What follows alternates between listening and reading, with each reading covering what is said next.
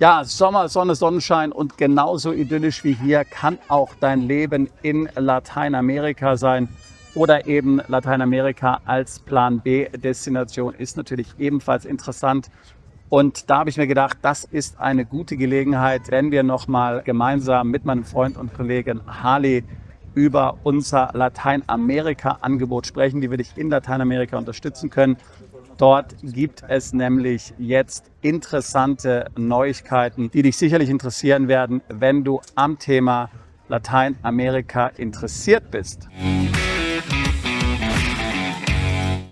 Harley, gut mit dir hier zu sein. Erzähl doch mal unseren Zuschauern, was es hier jetzt Neues gibt. Wir haben jetzt ja schon öfter über das Thema Lateinamerika gesprochen, auch mit dir, und haben wir immer große Ankündigungen gemacht. Daher ist natürlich besonders positiv, dass wir heute auch mal ganz konkret Ergebnisse produzieren können. Absolut. Und eines der schönsten konkreten Ergebnisse ist, dass wir mit unserer neuen Homepage am Start sind. Lange gearbeitet und ja, wir dürfen heute verkünden, die vidalibreplan.com. Damit haben wir unser neues Projekt am Start und da kann man sich also eine ganze Menge durchlesen zu allen 12 Ländern, die wir betreuen. Kann natürlich auch ein Beratungsgespräch bei mir buchen und Infos ohne Ende. Genau, also wir haben jetzt diese Webseite endlich fertiggestellt. Zunächst mal auf Deutsch, später auch noch auf Englisch. Schau sie dir gerne an, vidalibreplan.com. Link eben, wie gesagt, in der Beschreibung dieses Videos. Wir können dich in 12 wichtigen Ländern Lateinamerikas ganz konkret unterstützen, egal ob du dort einen Aufenthaltstitel willst, sozusagen für deinen Plan B, oder wenn du dahin wirklich auswandern willst. Wir sind hier deine zuverlässigen und natürlich auch erfahrenen Partner. Harley war ja alleine in diesem Jahr schon in allen 12 Ländern Lateinamerikas anwesend. Er hat sie bereist zusammen mit Manuel. Manuel ist ja unser Mann vor Ort. Er leitet dort unser Büro in Lateinamerika, momentan noch in Buenos Aires, wobei wir überlegen, das Ganze nach El Salvador zu verlegen. Vielleicht nochmal eine gute Gelegenheit, Harley, auch nochmal darüber zu sprechen, warum eigentlich El Salvador so einer unserer Favoriten überhaupt in Lateinamerika ist. Ja, also El Salvador ist einfach mal von der Natur unbeschreiblich schön, von den Menschen. Dort ist ein internationaler Standard. Es wird Englisch gesprochen dort vor Ort. Wir haben die Vulkangegend unsicher gemacht. Ich sogar mit Flipflops wieder bis ganz oben am Vulkankrater und so weiter. Und was natürlich eben auch nicht zu vergessen ist, es war eins der gefährlichsten, der unsichersten Länder, die wir hatten auf dem Planeten. Und Nayib Bukele hat es einfach geschafft, das zu einem der sichersten Länder der Welt und auf jeden Fall zur Nummer 1 der sichersten Länder dort in der Region Lateinamerika zu machen. Das ist sehr, sehr bemerkenswert. Und er war auch der Erste, der den Bitcoin eingeführt hat. Er ist ja Anhänger der österreichischen Ökonomielehre nach Hayek und so weiter und ein Bitcoiner. Und das ist eben einfach eine Sensation. Dort unten in El Zonte, das ist so der Bitcoin-Place Nummer 1. Und im ganzen Land, einfach auch in der Hauptstadt, überall kannst du auch mit Bitcoin bezahlen. Das ist sensationell. Wer das mag, ich mag es sehr. Und ich kenne eine ganze Menge Leute, die das auch sehr mögen. Auch wenn man den Bitcoin eigentlich nicht ausgeben, sondern holen will. Aber das ist einfach wunderschön. Und da kommen so viele super, super spannende und so viel super angenehme Sachen zusammen auf einem Punkt, dass man einfach nur sagen kann, also El Salvador ist ja meine persönliche Nummer 1 und hat sogar Costa Rica abgelöst, das dann noch die Nummer 2 ist und dann kommt Panama und Mexiko und so weiter. Aber El Salvador ist einfach mein absoluter Traumort, an dem wir uns auch physisch aufhalten werden. Genau. Und man muss natürlich auch hier nochmal unterstreichen, welche wichtigen Vorteile El Salvador tatsächlich für dich haben kann. Tatsächlich ist es so, dass in El Salvador eine sehr großzügige Territorialbesteuerung eingeführt wurde und das eigentlich erst vor wenigen Jahren. Also Präsident Bukele hat das dann auch explizit und ganz klar gesetzlich verankert. Das ist also nicht nur ein Graubereich oder etwas, was unklar ist und nicht definiert ist, sondern es ist ganz klar in El Salvador gesetzlich verankert, dass sämtliche Auslandseinkünfte steuerfrei sind. Hinzu kam jetzt dann vor kurzem erst in diesem Jahr 2026 eine weitere Gesetzesänderung, ebenso unglaublich wichtig, dass die Mindestanwesenheit in El Salvador, um eben dort seinen Aufenthaltstitel nicht zu verlieren, reduziert wurde auf nur 90 Tage. Das heißt natürlich, als Plan B ist nun El Salvador nicht wirklich geeignet als Plan B-Destination, das muss man ganz klar sagen. Wer sich allerdings vorstellen könnte, in Lateinamerika zu leben, dort seine Basis zu haben und dann natürlich auch viel zu reisen, und dem es jetzt auch nichts ausmacht, in diesem wunderbaren Land 90 Tage pro Jahr zu verbringen, was ja meiner Meinung nach überhaupt kein Problem sein sollte, wenn es dir dort natürlich gefällt. Wenn es dir nicht gefällt, dann geht es natürlich sowieso nicht. Aber wenn es dir gefällt und damit dann eine hervorragende Plan-A-Destination, wo du im Grunde genommen keine Steuern bezahlst, wo du dich in beschränkter Weise aufhalten musst und wo du sogar auch noch in nützlicher Frist die Staatsbürgerschaft erwerben kannst. Auch dort gilt ja normalerweise eine Regelzeit von 5 Jahren, aber es ist eben in El Salvador so, dass es da durchaus auch, ich sage mal, Verhandlungsspielraum gibt. Und ich rede jetzt absolut nicht über Korruption oder irgendwelche Dinge, die dort jetzt unlauter wären, sondern tatsächlich wird da von Fall zu Fall auch unterschieden. Und die Anwälte, mit denen wir dort zusammenarbeiten, die haben es tatsächlich auch schon geschafft, dort Personen in nur 2 Jahren zum Beispiel einzubürgern, und auch dann wäre es nur notwendig, dich dort 90 Tage pro Jahr eben aufzuhalten. Das ist sicherlich etwas, wo wir dranbleiben werden. Ich hatte es ja gerade eben schon gesagt, Manuel, unser Mann vor Ort in Lateinamerika, wohnt momentan noch mit seiner Familie in Buenos Aires, aber Harley und ich haben im Grunde genommen entschieden, dass wir das Ganze dann in El Salvador konzentrieren wollen, dass dort unsere lateinamerikanische Basis dann wird, wie ja auch unsere Basis für Asien zum Beispiel in Davao ist. Auf den Philippinen soll dann im Grunde genommen El Salvador und dort spezifisch San Salvador dann unsere Basis werden. Das ist jetzt momentan noch alles so in der Mache. Wir werden dich natürlich diesbezüglich auf dem Laufenden halten. Aber Harley, El Salvador ist natürlich auch nur eines der Länder, wo wir unsere Mandanten unterstützen können, Aufenthaltstitel zu erlangen, sich steuerlich zu registrieren, Wohnungen zu finden, Unternehmen zu gründen. Erzähl doch mal noch von ein paar anderen Ländern. Was sind neben El Salvador deine 3 Favoriten von den 12 Ländern, zu denen wir dort in Lateinamerika Dienstleistungen anbieten? Ich habe es ja vorhin schon kurz erwähnt, Costa Rica war mal meine Nummer 1, ist abgelöst worden von El Salvador. Auch eine traumhaft schöne Natur, ganz rücksichtsvolle Menschen, die sehr, sehr achtsam sind. Du kannst auch in Costa Rica viel Englisch sprechen. Das ist modern, trotz der schönen Natur.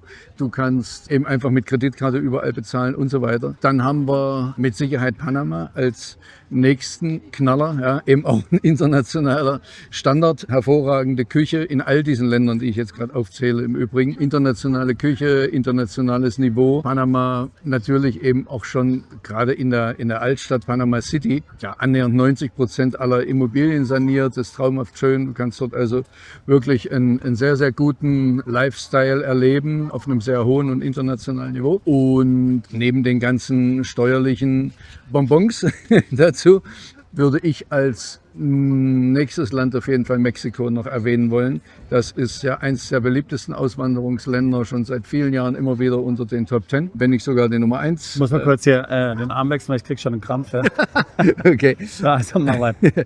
Mexiko eben auch ein ganz wundervolles Land mit einer bunten Kultur, ja auch mit einem spirituellen Hintergrund. Also wer sich die ganzen Pyramiden anschaut und sich für diese Sachen interessiert, das ist ähnlich auch wie in Peru, eine sehr, sehr alte Tradition und mit speziellen Dingen bis hin zu UFO-Sichtungen und außerirdischen Kontakten und so weiter. Ja. Aber das führt jetzt vielleicht ein Stück zu weit. Das ist eine Geschichte für Fans dieser Länder. Aber das sind so meine Top-Länder, die ich hervorheben möchte. Und wer sich dafür interessiert, also wir haben ja im Oktober, Anfang Oktober haben wir ja unser Mexiko-Event, wo wir über alle 12 Länder nochmal sehr detailliert und ausführlich sprechen werden. Und wir haben ja auch dann Experten von diesen Ländern mit dabei. Ja. Absolut, so ist es. Manuel wird auch mit dabei sein und wir sprechen dann nochmal diese ganzen Sachen durch, eben auch die steuerlichen Vorteile, wie ist das Leben dort. Wir haben Menschen vor Ort, die dort auch in den Ländern schon leben und live berichten können, also nicht irgendwelchen rosarot geschönten Quatsch, den wir sonst ganz oft aus einzelnen Ländern von irgendwelchen YouTubern. Grüße gehen raus an alle Kollegen, aber wir machen eben wirklich Real Talk. Ja? Wir reden mit Menschen, die dort schon leben und wir machen keine himmelblauen Maiglöckchen vom himmelblauen Himmel runter, sondern wir erzählen wirklich, wie es ist und zeigen alle Vor- und Nachteile auf und werden das also mit Sicherheit dann dort im Oktober machen und unter anderem dann eventuell auch noch Panama mit hinten dranhängen. Da gibt es auch also ein ganz wundervolles Projekt, aber ich will noch nicht so viel verraten, das kommt in anderen Videos dann später. Sehr gut, genau. Also wieder libreplan.com, das ist die Webseite, da steht alles drauf. Da findest du noch weitere Informationen. Wichtig ist natürlich zu verstehen, sehr wichtig, dass nicht alle Länder jetzt in Lateinamerika möglicherweise für dein Vorhaben geeignet sind. Manche Länder in Amerika, wir hatten schon von El Salvador gehört, eignen sich vor allen Dingen für einen Plan B, also wenn du wirklich auswandern willst. Dazu muss man übrigens auch Argentinien zählen. Entgegen dessen, was du häufig auf YouTube hörst, eignet sich Argentinien nicht für einen Plan B. Mittlerweile ist es dort so, dass du dort mindestens 183 Tage im Jahr dich aufhalten musst, um den Aufenthaltstitel nicht zu verlieren. Steuerlich denkst du vielleicht, dass das dann eine Katastrophe wäre in Argentinien, aber da gibt es eben sehr interessante Regelungen, denn unter der Annahme, dass du nicht die permanente Residence hast, die Staatsbürgerschaft könntest du jetzt zurückhaben, aber unter der Annahme, dass du nicht die permanente Residence hast, die Staatsbürgerschaft, wenigstens wenn du sie gekauft hast, könntest du sie schon haben, aber die Permanent Residency löst eben die Steuerpflicht dann aus. Aber wenn du die temporäre Residence hast, für die du also mehr als 183 Tage da bleiben musst im Land, wirst du nicht steuerpflichtig unter der Annahme, dass du mindestens 90 Tage pro Jahr dich dort nicht aufhältst. Ja? Also das ist ja meiner Meinung nach das, was auch Peter Thiel macht, der jetzt eben ja auch dort seine Familie nach Argentinien umgezogen hat. Das heißt, mehr als 183 Tage pro Jahr dort sein, aber eben dann auch mindestens 90 Tage pro Jahr nicht dort sein. Damit wirst du nicht steuerpflichtig, behältst aber deine temporäre Residence und kannst dann in diesem schönen Land viel Zeit verbringen, aber eben als Plan B natürlich auch nicht geeignet. Das muss man ganz klar sagen. Auch wenn du den Passport durch Einbürgerung dort beantragen möchtest, auch dann würdest du dort steuerpflichtig werden, denn dafür ist es ja notwendig, dass du dich dort ohne Pause 2 Jahre lang aufhältst. Buchstäblich ein einziger Tag Abwesenheit aus dem Land sorgt dafür, dass die Uhr zurückgestellt wird. Ja, also damit will ich sagen, ich will das als Beispiel nehmen, dass eben die Regelungen in den einzelnen Ländern auch komplex sind und dass auch das, was aufgeschrieben steht im Gesetz, nicht immer so angewandt wird. Das ist eben auch sehr wichtig. Deswegen in Lateinamerika gibt es oft auch ungeschriebene Gesetze, die dort gelten. Ich will fast schon sagen Traditionen und Bräuche, ja. Das wurde halt immer so gemacht, auch wird es weitergemacht, selbst wenn dort jetzt in Recht und Gesetz andere Vorschriften definiert sind. Man kennt das ja auch so ein bisschen hier zum Beispiel aus Nordzypern jetzt in Europa, also alles so ein bisschen anarchisch. Ja. Das ist eben zum Teil auch so, also eine Mischung aus Anarchie und ganz starrer Bürokratie, so wie in der ehemaligen DDR, musst du da zu Pontius Pilatus schreiten und dir zig Dokumente abstempeln lassen. Ja. Also so muss man sich das alles ein bisschen in Lateinamerika vorstellen. Deswegen eben, was ich dir vorschlagen würde, ist, du kannst eine kostenlose Potenzialanalyse auf unserer Webseite anfordern, eben der neuen Webseite vidalibreplan.com. Kostenlose Potenzialanalyse anfordern bedeutet, dass du uns dort dein Vorhaben schilderst. Da gibt es ein Formular, das kannst du einfach ausfüllen, kannst sagen, was du vorhast. Geht es dir um Umziehen, geht es dir um Steueroptimierung, geht es dir um Plan B, an welchen Ländern bist du interessiert? Dann würden wir dein Vorhaben letztlich prüfen, kurz intern, also einer unserer Kollegen, und schickt dir dann eine Einschätzung zu per E-Mail. Also bitte ich jetzt keinen Roman erwarten, sondern eben eine kurze Einschätzung. Ist es realistisch? Lässt sich das machen? Und natürlich auch, können wir dir dabei helfen? Und dann kannst du selbst überlegen, was du dann machen willst. Idealerweise natürlich dann ein Beratungsgespräch mit Harley buchen oder eben dann auch uns anderweitig mandatieren. Also ich freue mich, dass wir jetzt soweit sind. Es ist ja ein Projekt, an dem wir jetzt schon relativ lange arbeiten, in welches wir sehr viel Zeit, Energie und Geld investiert haben, jetzt die ganzen letzten 6 Monate. Es werden jetzt in den nächsten Wochen und Monaten natürlich dann auch noch wunderschöne Videos veröffentlicht werden, die Harley und Manuel gemeinsam bei ihren Reisen durch Lateinamerika aufgenommen haben, wo wir dann auch nochmal auf die einzelnen Länder eingehen werden. Also ich merke schon, der Harley war ja schon immer ganz ungeduldig, dass diese Videos jetzt endlich veröffentlicht werden. Jetzt ist es also soweit. Wir werden jetzt hier regelmäßig 1 bis 2 Mal pro Woche ein solches Video veröffentlichen. Wir haben tatsächlich über 30 Lateinamerika-Videos jetzt schon fertig und sind parallel auch dabei dran, jetzt noch weitere Videos vorzubereiten. Also da wird so einiges kommen. Harley, an dich vielleicht noch eine interessante Frage. Wir sehen ja, was in Deutschland passiert. Jetzt wird gerade an einer Rentenreform gearbeitet, Steuern sollen weiter erhöht werden, die Freiheit wird praktisch jeden Tag weiter eingeschränkt. Harley, warum ist gerade jetzt der richtige Zeitpunkt, um sich mit Lateinamerika als Plan A oder eben auch als Plan B auseinanderzusetzen? Naja, weil immer nur jetzt genau der richtige Zeitpunkt ist. Ja. Also jeder, der sich ein bisschen mit den aktuellen Geschehnissen auseinandersetzt, der spürt, wie eng das in Deutschland wird, wie heftig dieses digitale Gefängnis in der EU wird, wie sehr unsere Politiker alle am Sender drehen. Also aktuell haben wir gerade den Rücktritt von Starmer und die Welt feiert sich. Wir warten auf andere Rücktritte. Ja, und ich kann einfach nur sagen, Leute, wacht auf, beschäftigt euch mit den Geschehnissen, die überall an der Tagesordnung sind. Ich kann nur sagen, Inflation ist Raub, Steuer ist Raub und das meine ich todernst. Und fühlt euch da mal rein, wie wäre es, steueroptimiert in einem Land zu leben, was wunderschön ist, wo die Menschen freundlich sind, wo nicht rund um die Uhr gemeckert wird und der deutsche Miesepeter einfach die Mundwinkel nach unten hat. Und Service gibt es in Deutschland auch so gut wie nicht mehr. Also beschäftigt euch einfach auch mal mit dem Gedanken, wie schön es in anderen Ländern ist, wenn man dort eben einfach sich nicht dumm und dämlich zahlt an Steuern.